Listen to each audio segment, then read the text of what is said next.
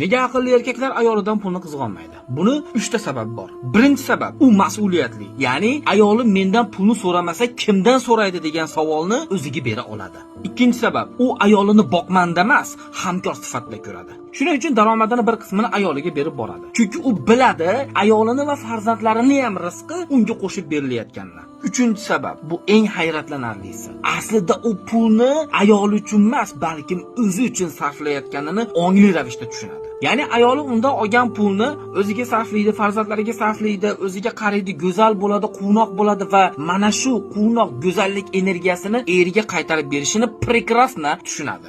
Eng achinarlisi shuki, juda ham ko'plagan erkaklar ishlari yurishmayotgani sababini ming xil joydan qidiradi-yu, ammo hamkorga haqqini bermay qo'yayotganini unutib qo'yadi. Chunki ba'zi erkaklar ayolini hamkor emas, oddiy xarajat deb o'ylaydi.